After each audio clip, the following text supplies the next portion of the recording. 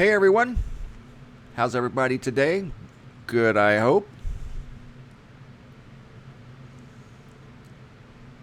Following Florence on her epic journey across the Atlantic Ocean, all 4,000 miles of this journey.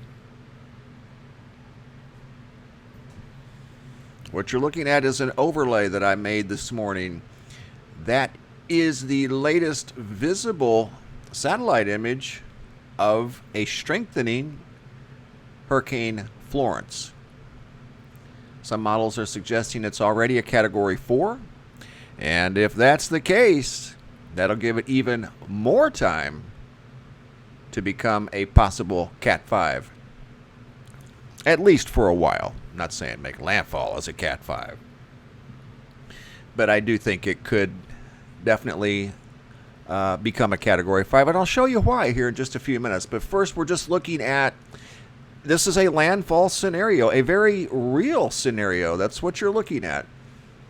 Could be in that exact area. And the reason I made this morning is to kind of help put things in perspective with the rain bands and where the rain will be falling the heaviest. And it's obviously like every other hurricane, you know, in the rain bands and closest to the eye wall. The eye wall will obviously be packing the greater winds. Just outside the eye wall, the heavier rains. And then in between the rain bands themselves always carry copious rain. So be ready, guys. This thing is definitely going to make a landfall, it looks like. The National Hurricane Center hasn't changed their models much at all, which is not necessarily super rare. But I will say, with regard to hurricanes in the past, models fluctuate. And this one hasn't changed much at all with regard to its landfall location. So, and now its intensity here recently has changed some. We're going to get to that here in a minute also. But this thing is already by some models a Category 4, and if that's the case, we could be looking at potentially a stronger, bigger storm. Mandatory evacuations are already underway. They began less than an hour, actually less than 2 hours ago, evacuating the Outer Banks and Hatteras, from what I understand.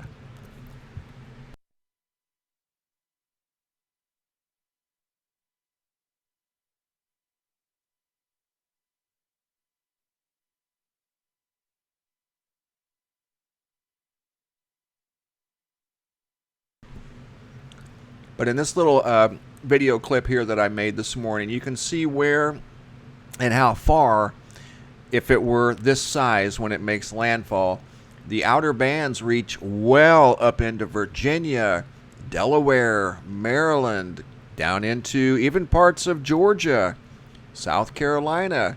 Those outer bands are going to spread this rain far, wide, and deep in some cases. So be ready for a major flood event. If you have an opportunity to move inland, especially if you're near the coast, I would definitely take advantage of those opportunities now. I know it's easier said than done. I get it. I understand. You know, there's work, especially if you have farms and farm animals. You can't just up and leave your farm and your farm animals. I understand that. But if you're in the direct path of this thing, I would wait until maybe, where are we at? Tomorrow's Tuesday. We're looking at a Thursday landfall, and it does look like maybe it's gaining a little bit of forward momentum. I would wait until tomorrow afternoon.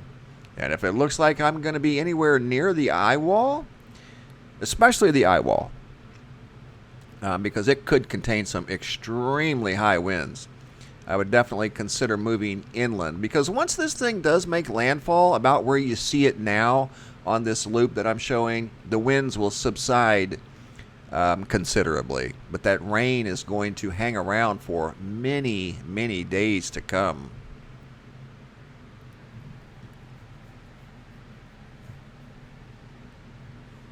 We're going to talk about the sand. I was using this term just as slang, sandicane, But this hurricane will have a small degree of sand embedded in it. Yes, indeed, it will. You may not be able to see it, but it's definitely going to be there. And I'll show you here on a map what I was talking about. But to see a literal, like, tornado of sand, no, that's not going to happen. What we're looking at now is the current location of Hurricane Florence. It's right at the 60 degree north latitude, or I'm sorry, 60 degree west longitude, right around the 24, I think. Where are we at? Yeah, 24-ish, 25 latitude. Moving west, gaining a little bit of forward momentum. It's moving at about 14 miles, or I'm sorry, 12 miles per hour now.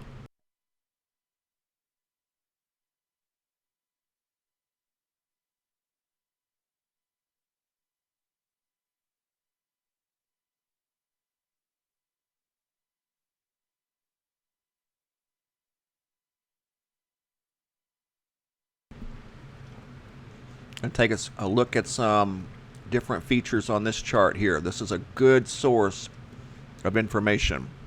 Going to go in tight.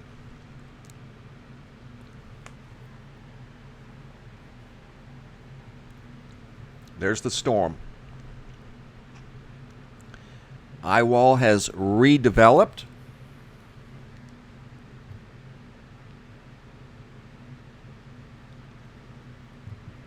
It's getting larger, gaining more moisture.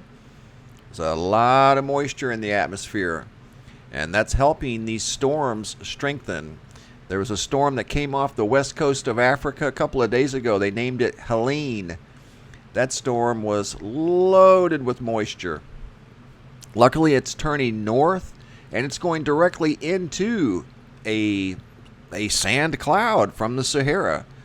So it's going to hamper that storm greatly, and it won't be a problem for land. But if that storm were to do a journey like Florence or Irma, that would have been a huge storm. But luckily it didn't.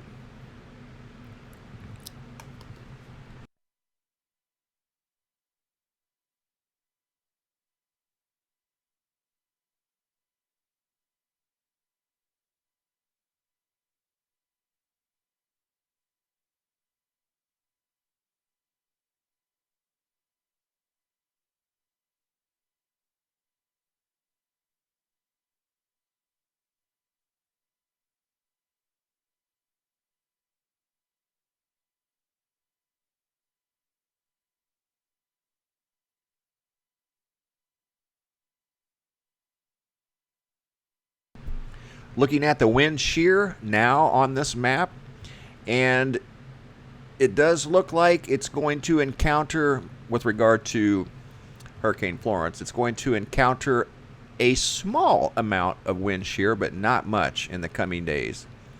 In the next 36 hours. The red lines are stronger wind shear, and the wind shear that it's going to encounter is not that strong. The yellow lines are neutral. The green lines are a non-wind shear environment, which means that environment is more favorable for the development of hurricanes. Let's go out to 8 kilometers, and I'll show you some more potential non-wind shear. And you can see the green. See the green along the track of Hurricane Florence? It's loading now, I'm sorry. There you go. See all those crazy lines? Those all mean something. All of those lines have a job. I know it's kind of chaotic looking, but that's what steers and that's what controls the strength and the direction of these storms. Every single storm out there is controlled by those low pressures and high pressures and wind shears. That's what drives them. Storms do not have GPS. Hurricane Florence is going to enter a small area of wind shear, but it's gaining forward momentum, so it won't be in it for very long. And then after that, you can see it's got all green all the way to the coast of the Carolinas and the eastern coast of the United States, all green, which green is a favorable environment for tropical storms and hurricanes. So it's definitely going to be in a favorable environment. Let's take those lines off there now. I know it's kind of chaotic looking. That's much more easier to look at right there. Now I'm going to go into, I thought I had a different look. Maybe not. We'll go in. Here's 4 kilometers. But what I'm looking at with regard to this storm is it possibly increasing up in this area here, just north of the Bahamas. North of the Bahamas, when this storm reaches 48 hours from now, maybe a little less than 48 hours, this storm could potentially become a Cat 5, even if it's just for a few hours. I think the potential's definitely there. That'll create a bigger wave effect along the coast, creating larger waves, greater storm surge possibilities. But I do think it has the potential to become a Category 5 storm. But we'll have to wait and see. I know the environment will be conducive for this storm. You got to keep in mind, this storm was a Category 4 in 80-degree water. The water it's entering now is the upper 80 area, 88, 87, some places 89. So it's no telling what it's going to do when it reaches those warmer waters, considering what it's already done. Just saying, the DNA of this storm doesn't necessarily need warm water to become a major hurricane. So when it does enter the very warm waters, it could become a storm like we've never seen. Hopefully not. I'm just saying that the possibility's there. It is rapidly intensifying right now as I do this video. The eye wall is very well defined. Let's go in a little closer.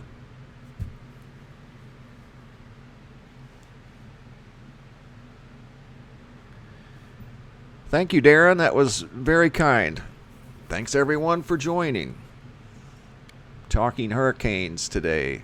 Got several hurricanes we could talk about. Olivia, going to impact Hawaii, probably with a considerable amount of moisture. Hurricane Lane, most of the moisture went to the Big Island, 40, I think 50 inches in some cases. This one's going to be the Big Island yet again, and possibly Maui, I think. Could see anywhere from 10 to 12, maybe 14 inches of rain in the coming days. This is a close-up of Florence that you're looking at right now. And that's a textbook hurricane, guys. That's the buzzsaw. That's a big buzzsaw. Each square you see on this screen represents 70 miles. Each square. That's 1 degree. 1 degree horizontally and vertically. That's 1 degree. 1 degree, 1 squared degree, is 70 miles. So if you have 10 squares, how many miles do you have? 700 miles. So that's how you can quickly gauge how large the wind field in these storms' outer bands are. Looking at a map like this, we got 1, 2, 3, 4, 5, 6, 7, 8, 9. Roughly 630 miles wide, based off of what this map is showing us.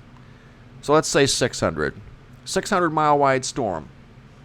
And it's still early. We've still got a few days to go, and it's entering warmer waters, so got a lot of room to grow, and conditions are favorable. I just showed you the atmospheric environment that it's getting ready to enter, and it's got no wind shear, and it's got the green light. So this is a big storm, guys, and if you have a chance to get out of the way, if you're in the path of this storm, I would definitely consider it. No joke.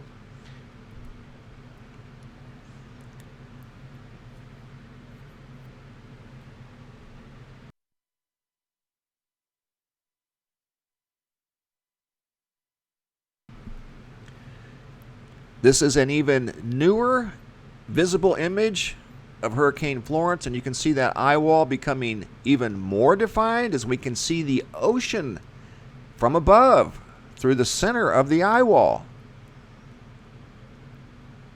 So this thing is definitely rapidly intensifying. No doubt about it.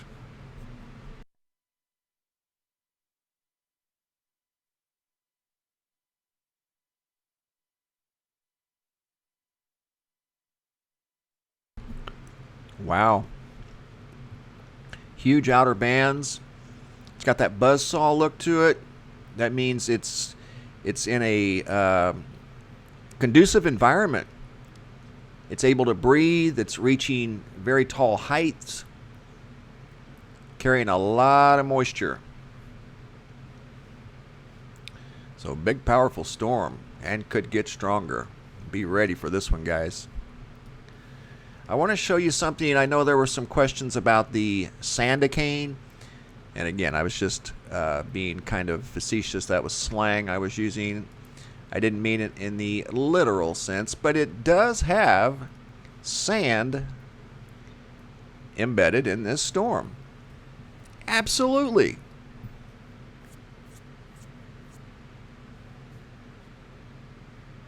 And here we're going to take a look at nullschool.net. And this is the particulates feature of this particular software.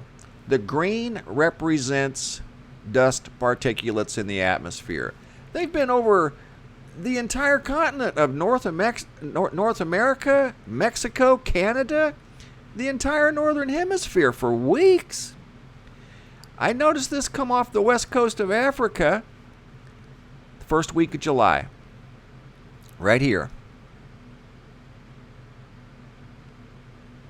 See that?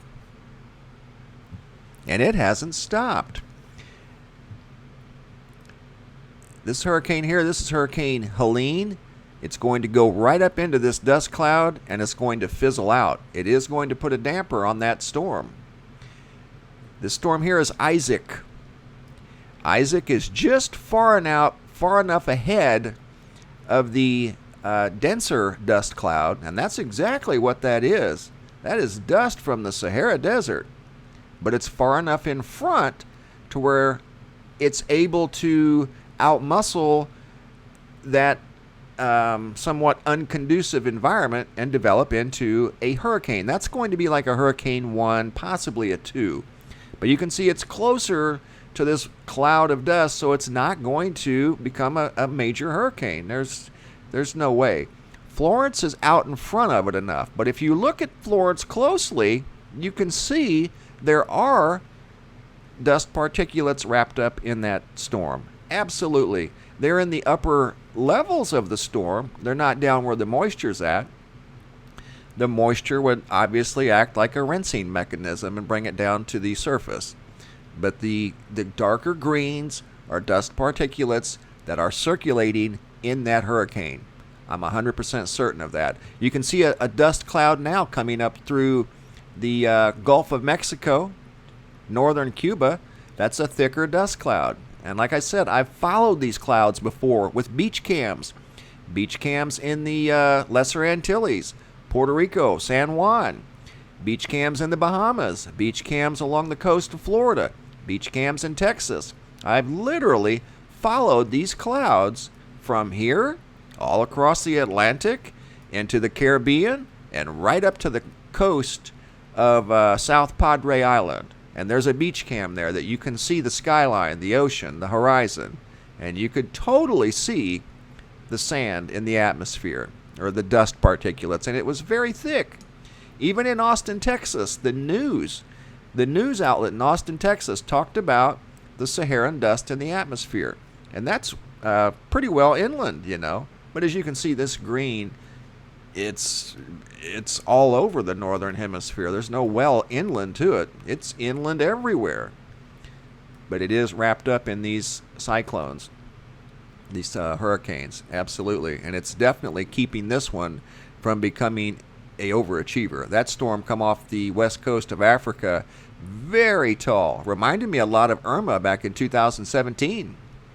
but it got wrapped up in this dust, and it's keeping it to a minimal hurricane. But that could have been a very, very large system. So anyway, guys, yes, there are dust particulates in that storm. Is it going to be a literal sandicane? No, not literally. I'm not even sure that that's possible out over the ocean. But nevertheless, there is definitely dust particulates in that storm.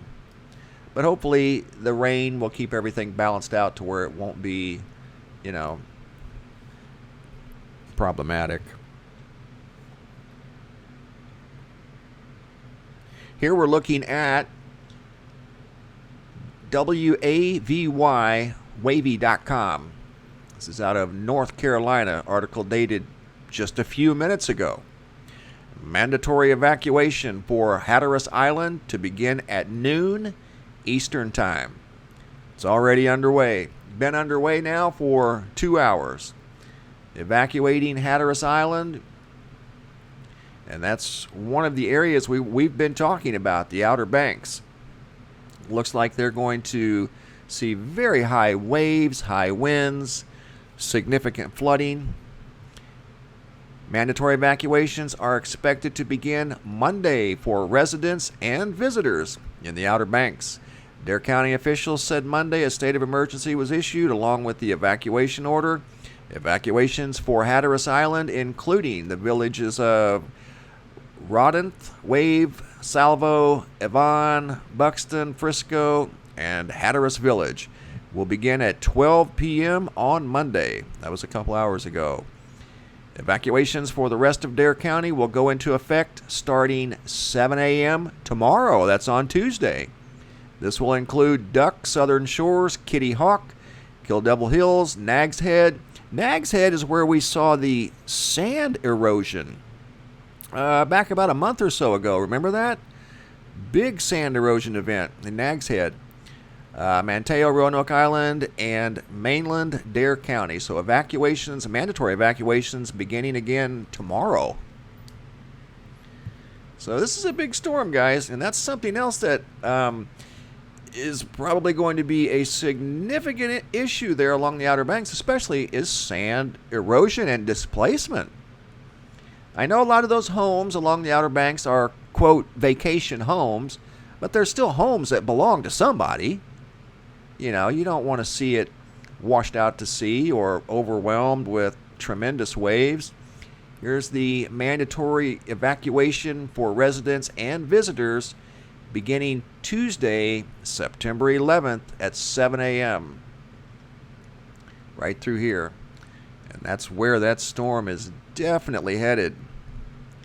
The evacuation orders come as Hurricane Florence appears to be bearing down on North Carolina's Outer Banks. Florence is expected to strengthen into a major hurricane on Monday, and that it has done.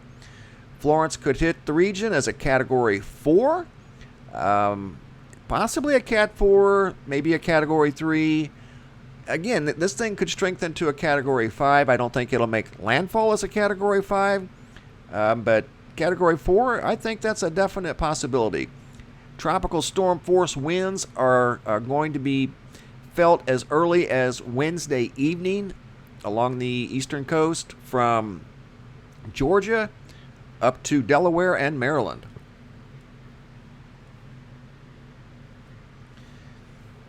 I'll show you what else I got here, guys. Florence tracker. These are the spaghetti models showing they're coming into unanimous, almost unanimous agreement. And you don't hardly see this very often, especially still 3 days out. But there you have it.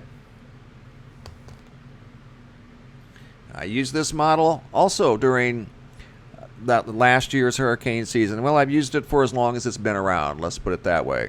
Used it last year following Hurricane Irma, and there was a lot of discrepancy with models concerning Hurricane Irma on here.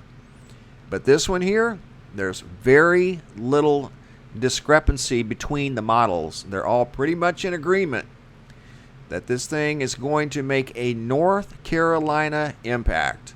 That's what they're all saying right now, except for one that's got it going just south into northern South Carolina.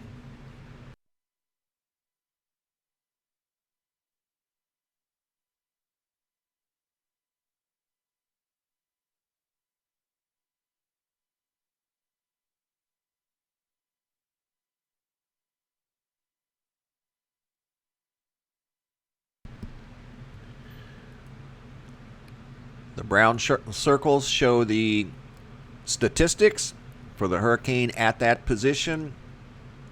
That's showing sustained winds of 145 miles per hour. That's at 5 a.m. on Tuesday, September the 11th. Monday, September 10th, 5 p.m. Just in a few hours. Sustained winds of 130 miles an hour. That's a Cat 4. So it's expected right now to remain a Category 4 storm all the way up to about 50 miles prior to making landfall. So hurricane force winds will be felt well before that. If it's going to be a Category 4 that close to land, then you can definitely expect hurricane force winds in well inland, in fact, in North Carolina and South Carolina. I would definitely say, a good 100 miles inland, you could see hurricane force winds on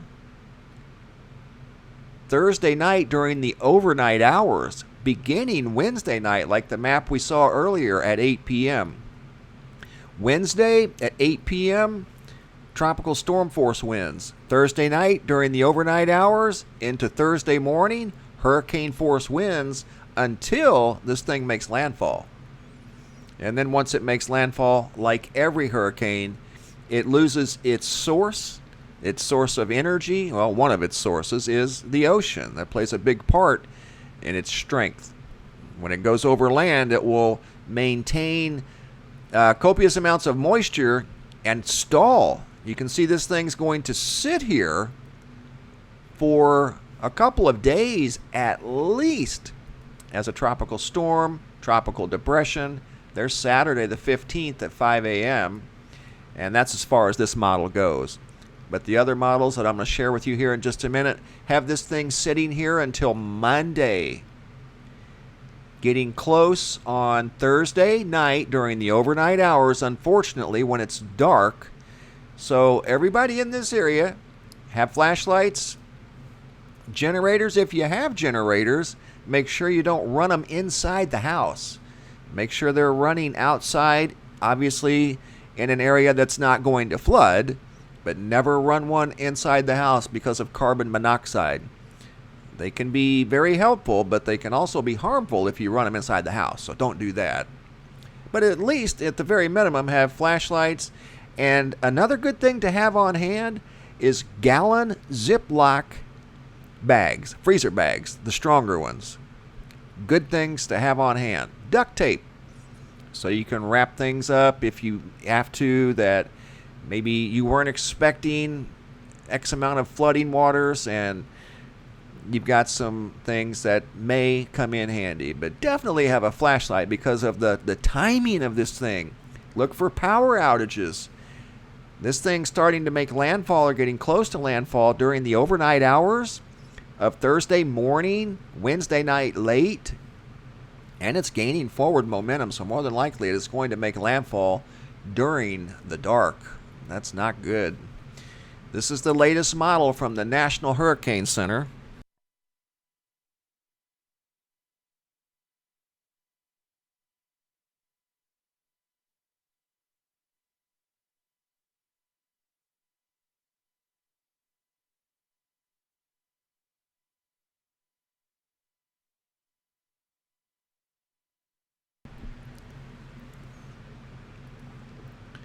And they're showing this thing right up on the coast, or just off the coast, Thursday morning.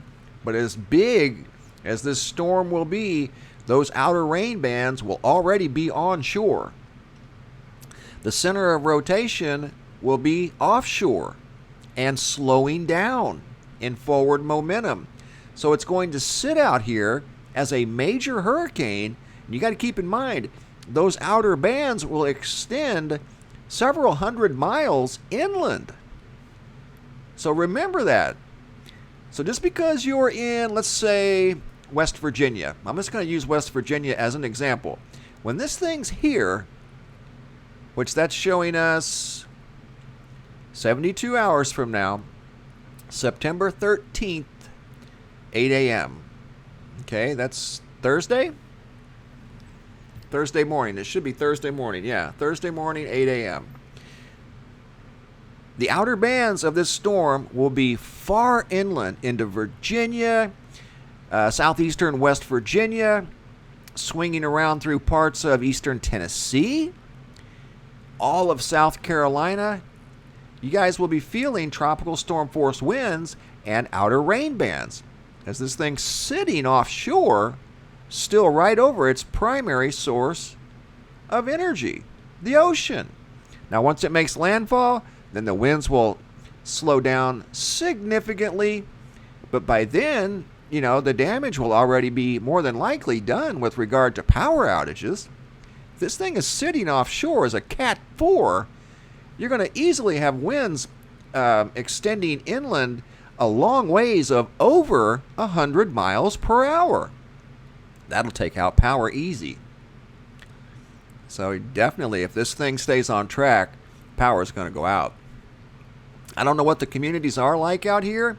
If you have power lines that are above ground on power poles, then there's a pretty good chance that your electricity is going to go out. I lived in an area down here in Orlando, Florida during Hurricane Charlie. Hurricane Charlie came around the bend here and went right up. It was supposed to go into Tampa. It made a right-hand turn into Punta Gorda and came straight up into Orlando. 150 miles inland, we saw 100-mile-an-hour winds. Unbelievable. And it was a small storm, but it was a Cat 4 when it made landfall. But a small Cat 4, nothing like this one. This thing is huge. And took out power to tens upon tens of thousands of people in the Orlando area. And in some cases, my friends were without power for, one of my friends, Joe, was without power for a month. Had another friend that was without power for 2 weeks straight. So the community that I lived in, the electricity was all underground. The power went off for maybe 30 seconds. And I was experiencing winds of 95 miles an hour. The windows on my apartment were bowing. That's how strong that storm was. The door, the big sliding door, the glass was breathing in and out. And like I said, from where the storm made landfall down here at Punta Gorda, came straight for Orlando. It was 150 miles inland. It was still incredibly strong. So if this thing is sitting offshore as a Category 4 storm, you're going to feel those same kind of winds that I did back in 2004, at least 100, 150 miles inland. Winds of probably 100 miles an hour. Pretty easy. Closer to the shore, higher the winds. So if you have interests in this area, from South Carolina to the Outer Banks, including the Outer Banks,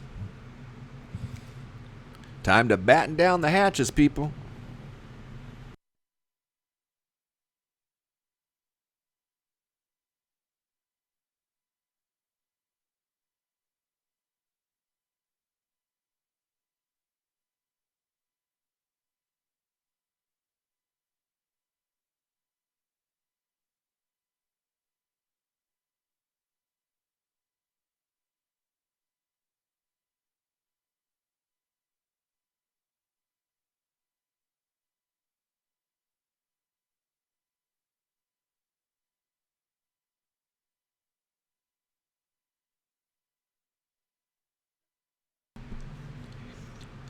Here we're looking at some potential rainfall totals. This is clear up into Monday, and the storm is still lingering around the area, but the majority of the high winds will be long gone. It'll still be raining according to these models, but not after it's dropped over 20 inches of rain in some places. 20, maybe 30. The ground is already saturated in a lot of these areas from what I understand. So it's not going to be absorbed into the ground.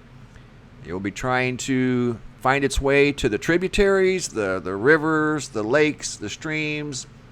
Roads will turn to rivers as the drainage systems will not be able to handle this much rain.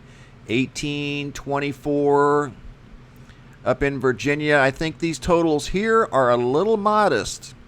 I think Virginia's going to see a foot or two of rain in places. And I'm talking about Virginia wide. Baltimore, Delaware, 6, 7, 8, 9 inches of rain in places. It's going to be scattered. It's going to vary from place to place.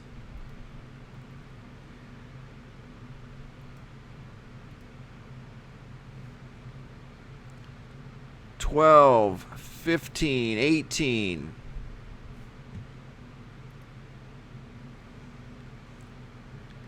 Southeast Virginia, around Virginia Beach, a foot. There's the Hatteras area. There's why they evacuated. Nearly 2 feet of rain expected there. Some places more than 2 feet.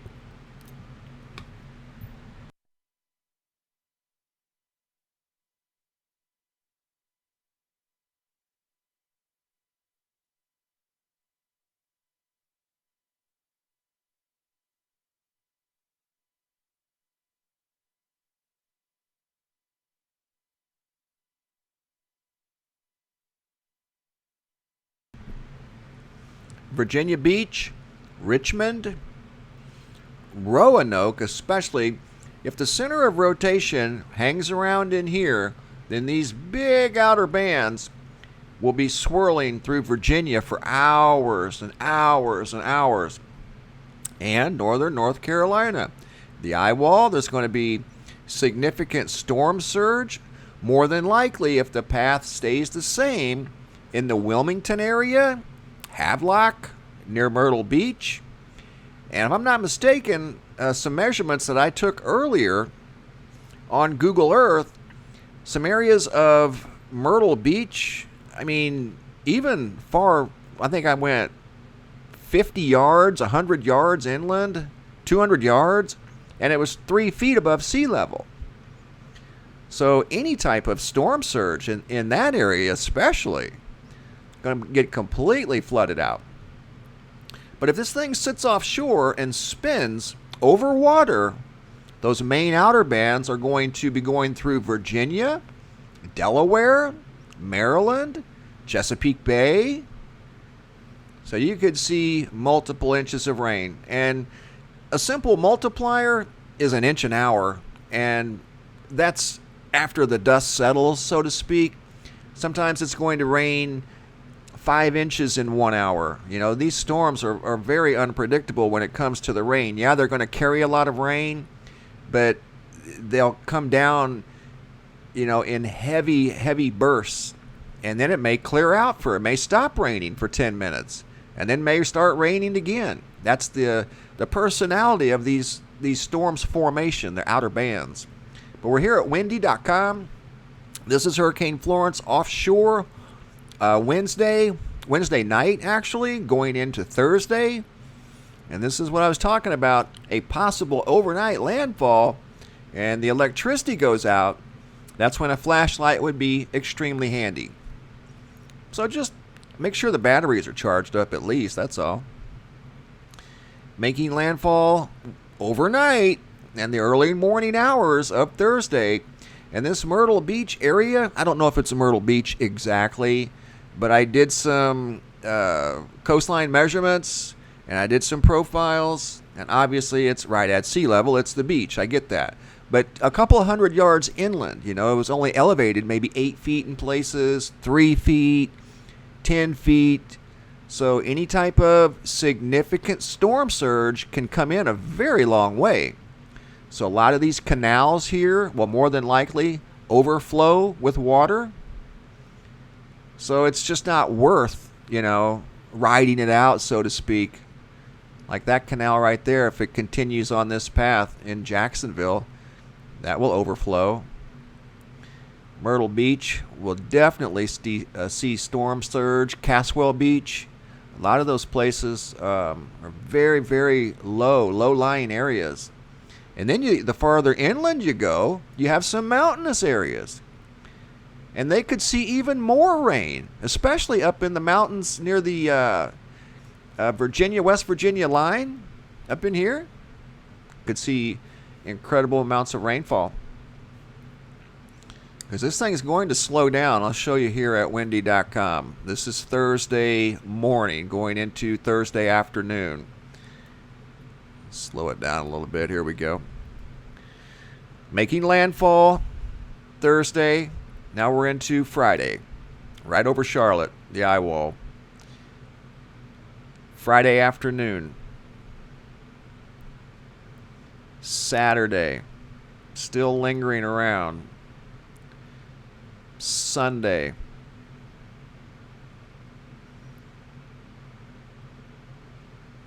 Still lingering around. It's up by Roanoke now. And this is Sunday. This is 2.5 days after landfall.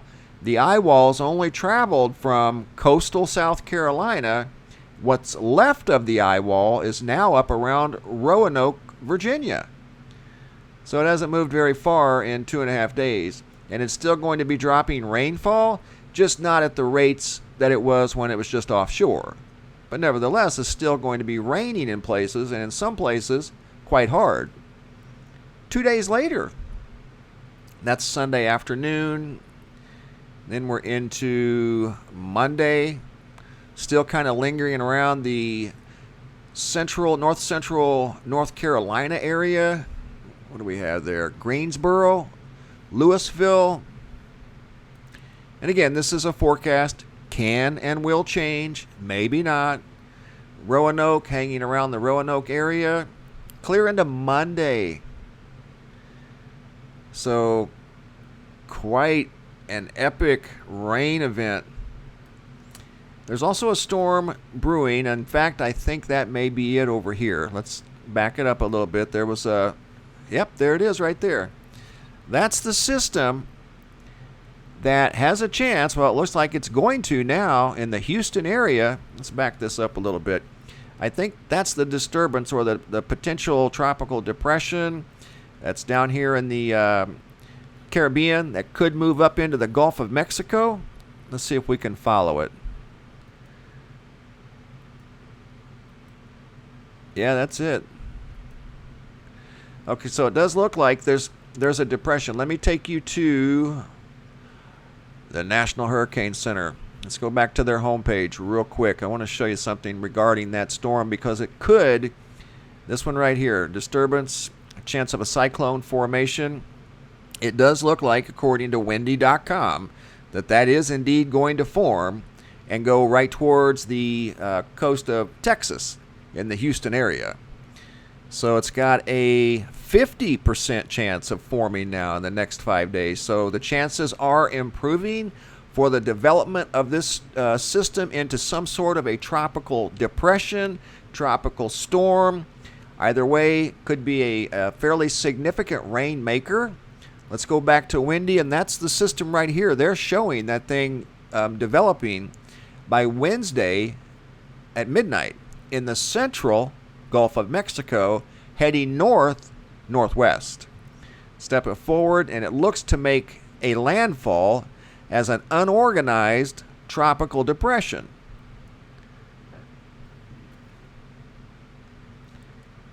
Looks like it's going right towards Houston, and it's going to make landfall just after Florence.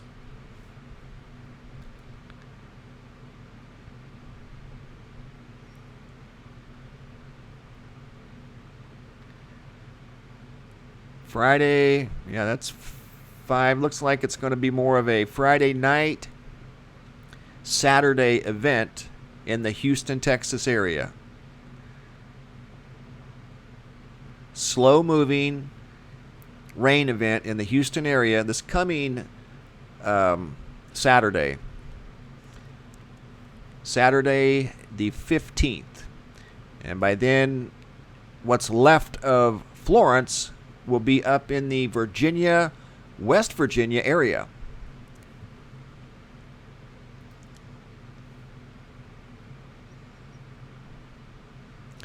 Here's another new look at Hurricane Florence, and you can see that eye wall is very well defined now.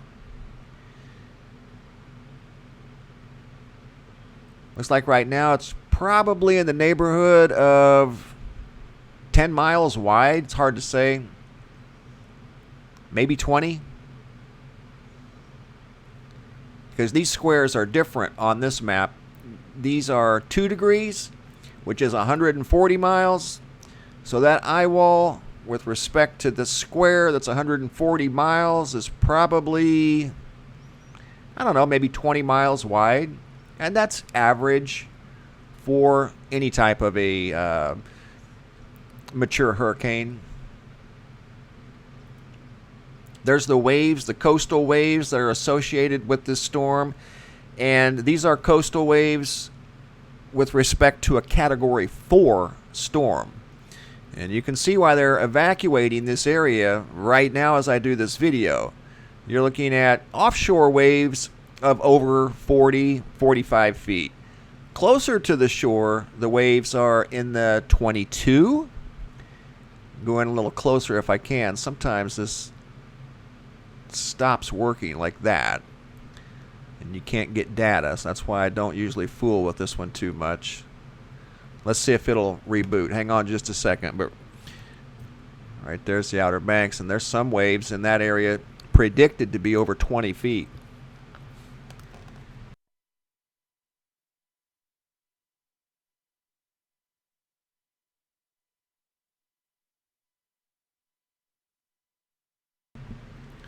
There we go. You can see there on the south end, 23-foot waves. And that's right on the barrier. So that's why they're evacuating. No sense in taking any chances with that. And that's with Cat 4 strength. This thing could, at least for a while, become a Category 5. I'm not saying it'll make landfall as a Category 5. Category 4 is plenty strong. Don't need a Cat 5. But I think it's pretty much a guarantee it's going to be a Category 4 storm. Here it is at VentureSky.com. This is the GFS model. Shows a slightly different run, but the models are coming together with regard to a North Carolina landfall. This one, however, is a little more to the east than the European model I showed you. This is Wednesday, the 12th, offshore as a Cat 4. By Thursday, overnight,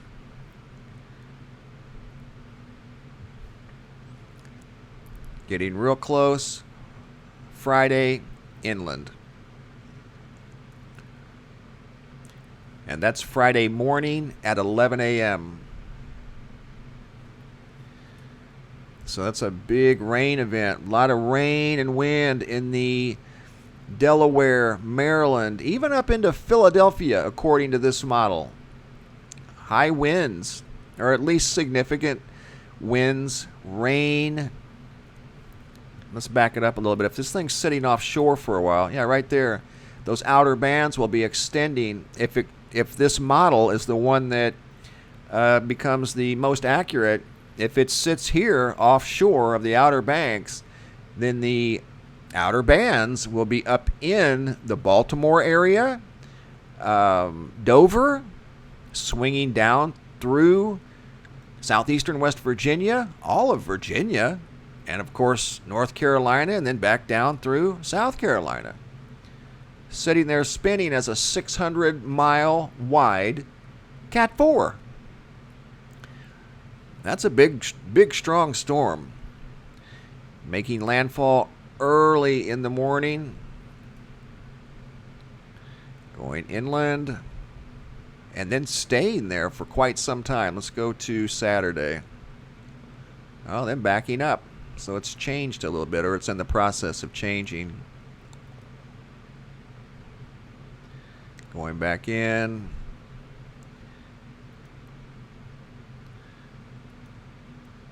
Sticking around like the European model until Monday.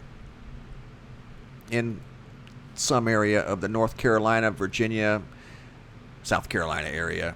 This is the GFS model. So it definitely looks like it's coming. The National Hurricane Center has not changed their forecast much at all. Let's see if they've changed the numbers since we're here. I'll refresh the page. Should have been a 11 o'clock. I think there was an 11 o'clock update. Let's check and see. It looks like it's moving faster at a forward speed. It slowed down there for a while. It was at 6 miles per hour forward movement. Now it's up to 13. So that means it's going to arrive possibly a few hours sooner. Let's see what this is showing now, if it updated.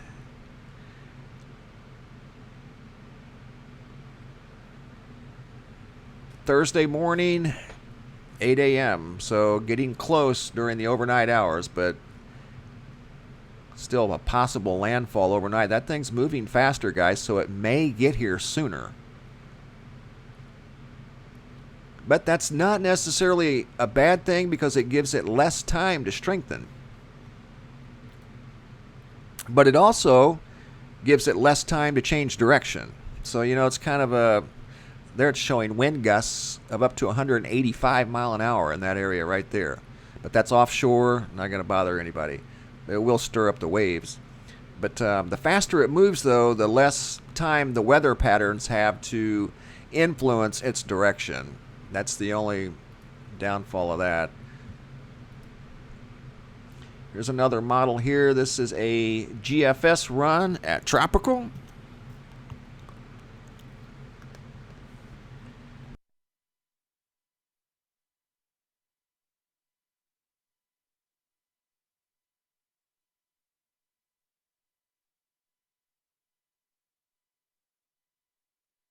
Isn't that crazy? Did you see that?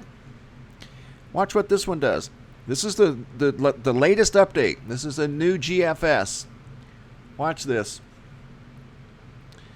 Comes up and stops at 921 millibars.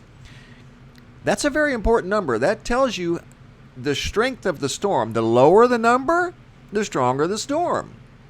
So at 921, let's put it this way. Any storm that's ever gotten below 900 millibars in the 800 range has usually set some sort of a record that's in a hurricane record book somewhere.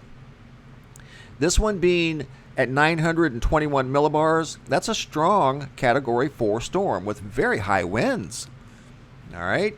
So 921 sitting offshore on Friday, September 14th, actually making some sort of a landfall. Let's just step it forward.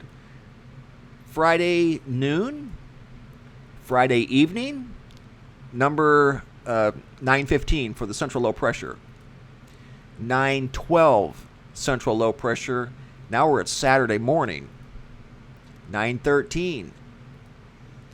Saturday afternoon, 907. Getting stronger, according to this model. As a Cat 4, that's a strong Category 4. In fact, well, I'm not even going to go there. That's a strong Category 4. 903? Is that correct? Well, that says 903 for a central pressure. So if this model is correct, then 903 is a Category 5 storm. If this model is correct. Okay, I'm just letting you know what I'm seeing here. 903 is Cat 5. 902... That's 902. That's Category 5, guys. But this model may not be accurate. But it's something that you at least need to consider. And we'll watch this very closely. And if it does look like it's going this way, just know that it has the potential to strengthen greatly along the shores of the Outer Banks. 902 millibars low central pressure. That's incredible. And it's staying that way for several hours. 905, 903. Now we're into Sunday afternoon. 902 Sunday evening. 906 into Monday. 918 Monday morning. Monday afternoon. Now it weakens as it's making landfall at 941 millibars. But you're talking Monday afternoon and Monday evening, 971. Now you're up into the Hurricane 1 tropical storm force, 979. Most of the significant wind has departed. Now you're just mainly dealing with a lot of rain. But that's into Tuesday. Tuesday afternoon, Tuesday evening, and then dissipating by Wednesday. And then there's another small one back here behind it. Let's see what that does. I don't think it's going to come inland. No, it's going out to sea. And then that's as far as we can go. Actually, it stays right there, so I don't know what that one's going to do. It's not very strong. It's not very big, but this is an interesting model. This is a GFS model at tropical, and it's showing this thing coming up, parking right on the east coast of North Carolina. That's on Friday morning, Thursday night. Yeah, Thursday night, right on the coast, and sitting there until Monday morning. That's absolutely nuts. Hopefully that model will not be correct, but it is a model that has had success in the past. So we have to at least consider it. There's the waves, and that's consistent with the model that I just showed you. The waves in that area. So kind of don't really know for sure yet, guys. The models are in agreement, at least as far as the spaghetti models are going in this general area. Exactly what the hurricane's going to do when it gets there, that's kind of unknown at this point, because you're looking at 4 days out. 3.5 days. So they seem to be pretty sure it's going to this area. What it does once it gets to this area, they do know it's going to stall and do something. So big heads up, if you're in this area, this is a big, strong storm that's got a lot of potential. And if it stalls, then there's going to be a lot of rain in this area. Holy cow.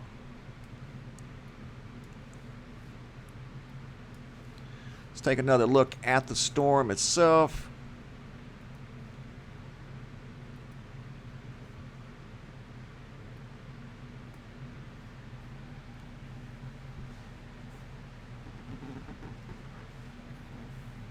Here's another look at the storm as it's rolling towards the eastern seaboard. I think it's a Cat 4 storm now.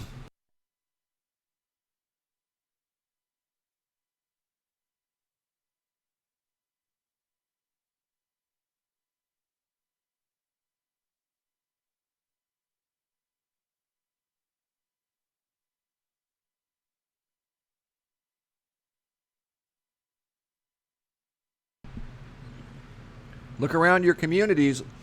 If you have above ground power lines, especially next to the coast in North Carolina, South Carolina, even Virginia, more than likely power outages are going to be far and wide.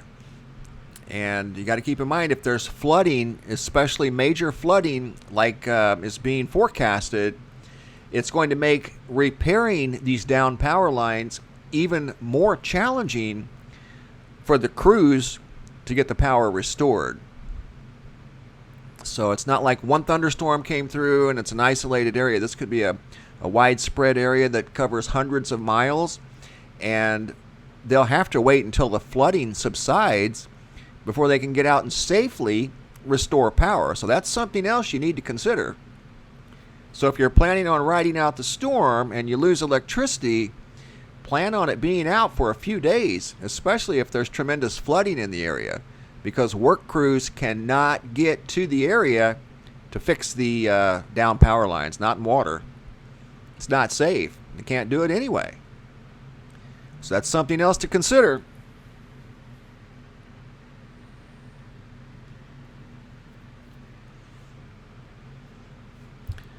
But I rode out that storm Hurricane Charlie in 2004, and honestly, that was by accident because we weren't expecting it to hit the Orlando area. Nobody was. Everyone thought it was going to Tampa. So people in Tampa left Tampa, evacuated to Orlando. Next thing you know, it's in Orlando. So these things can... ever since I saw that storm, that's when I started following hurricanes very, very closely. Wow. And like I said, that thing was a Cat 4 when it made landfall, a small Cat 4. It was a Cat 2 when it was at my area with 100-mile-an-hour winds. And like I said, the windows and doors on my place were breathing. They were bowing in and out. Luckily, the construction was good. Power lines were underground. Damage was very minimal in my area. Had some trees down. But other than that, a few tile blown off the roofs. But there were some other communities that had above-ground power lines. Trees that were grown into the power lines. And that's what took down the power lines, was the trees. The trees catch a lot of wind, and then they become out of balance, break in some cases branches, and fall onto the power lines, and that's what takes down the power lines, and in some cases the entire pole. So just keep in mind that these crews cannot fix these power lines in flooded conditions. So it could be a while. If this storm stays on its same track, could be quite a while, guys. So just be ready for, a long aftermath if it makes landfall like it's supposed to. There's a lot of moisture in the atmosphere these days.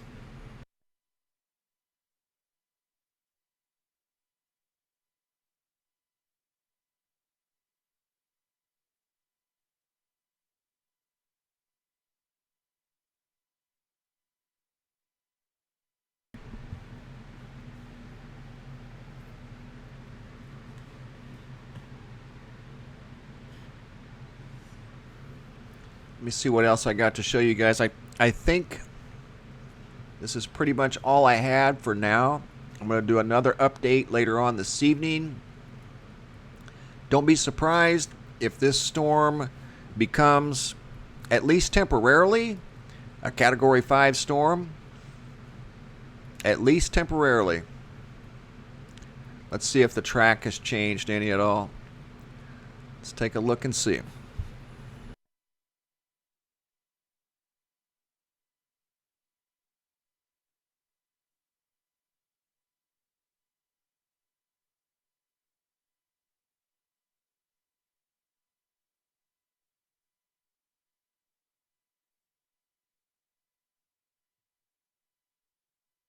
Looks like it's still the same. Southeast North Carolina. And that could change. We're still 2 or 3 days out. But right now, that's the general path.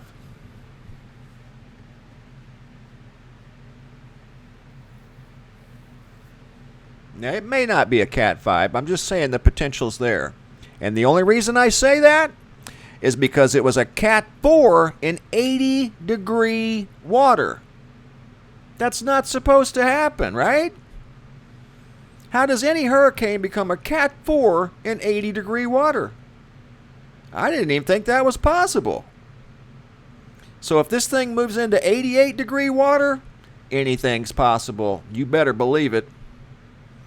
So you can sit there and say, oh, it's not going to be a Cat 5. Well, I wouldn't bet on it.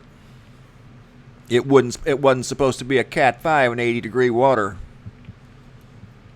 So we'll have to wait and see, won't we? Hopefully it won't.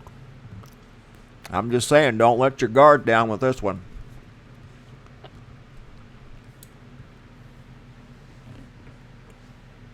And just be prepared. Make sure you have flotation devices available. Look around right now if you live along that coast. What would you use if a extreme flash flood came up really quick and you needed a flotation device? Do you have anything that you don't have to go and get your air tank out and air up? What would you use as a flotation device? I mean, if I'm looking around right now in my room, I don't have anything for a flotation device in my particular room I'm in right now. Unless I took the back off of my chair, maybe. You know, I mean, sometimes you've got to get very resourceful. So if you can prepare where you don't have to, you know, think in a moment's notice, if you're prepared, then you're good. Nothing to worry about, but just protect yourself, and especially, you know, the little ones that can't protect themselves. And help each other. In situations like this, if this storm makes the impact where it's forecasted to do, you're no longer a passenger of planet Earth. You're now a crew member. All of you. And you're going to have to help each other. Yep. You just became a crew member, and now it's time to help each other. Everybody needs to be each other's friend during these situations. Because this is going to be a major storm with a lot of rain that's going to stick around for several days. Could stick around for as many as 3 or 4 days, guys. That's no joke. Even if it was a Cat 2 for 3 days? Wow. It's a lot of rain.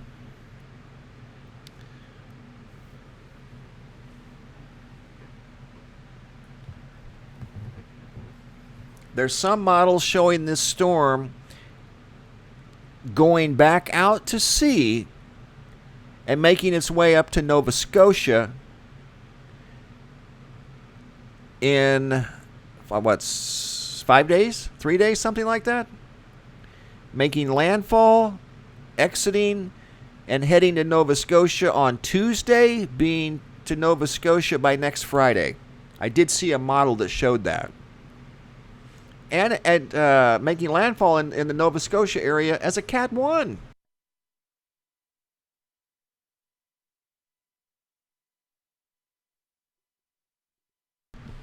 But no guarantees on that. That was just a model that suggested that might happen.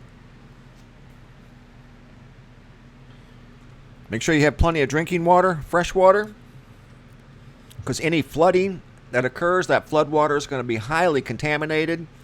Avoid it if you can. Floodwaters carry millions of contaminants, so avoid it if you can at all help it. Those floodwaters are rushing up through cars that are loaded with oil and gasoline and grease and thousands of miles of dirt that's been picked up from traveling on freeways and roads.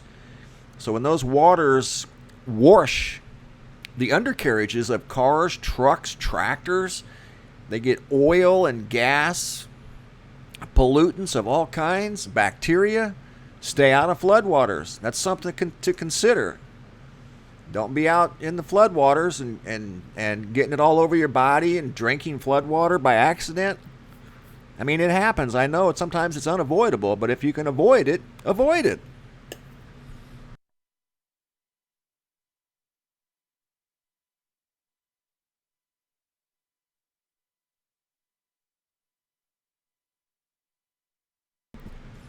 Let's say a floods a used car parking lot, and you know, hundreds of gallons of water fill the exhaust systems of these cars, and then they come out of the exhaust systems of these cars. You know, it's pulling all those pollutants out of the exhaust systems of the cars, engulfing the motors. You know, pulling all the or at least interacting with all the contaminants all over the motors. Now it's in the water floating down your city streets, in your yards, up next to your homes. So avoid floodwaters if you can.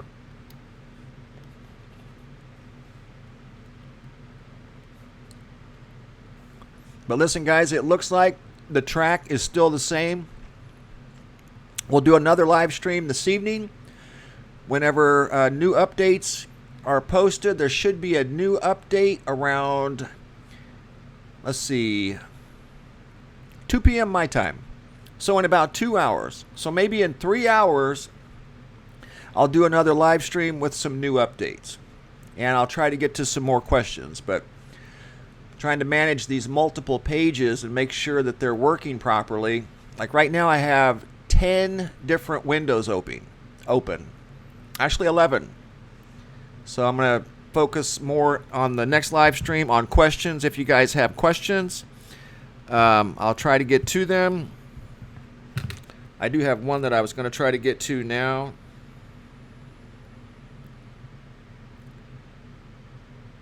I've heard it's been raining up in the Philadelphia area, parts of New Jersey, for several days already in a row. And do you know that that rain is not associated with this hurricane? It's associated with something else.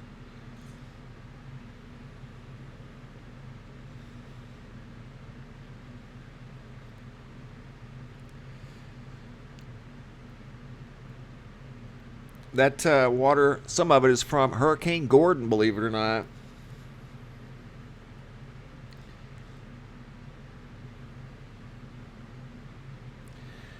But Hurricane Gordon, right before it made landfall, we saw on Null School, which is normally a very accurate source of information, showed a water anomaly in that storm.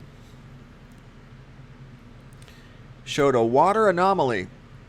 And that means it had an abundance in one area of precipitable water that was soon to make its way to the ground. And it did in certain places. 24 hours after it made landfall, they were doing water rescues in Mississippi.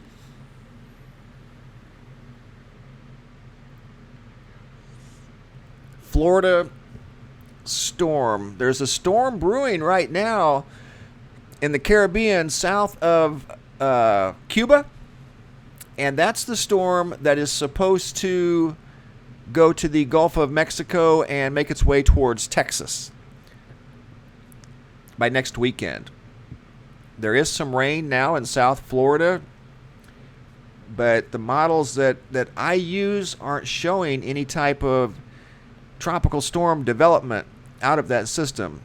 It's a wave of unorganized thunderstorms, but doesn't look like anything major.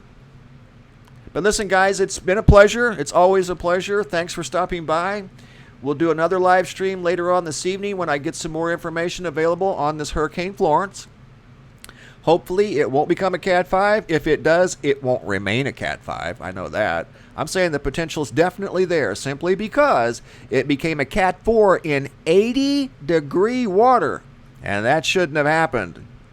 So when it does fully reach this 88 and 89-degree water, it's going to be interesting just to see how it reacts.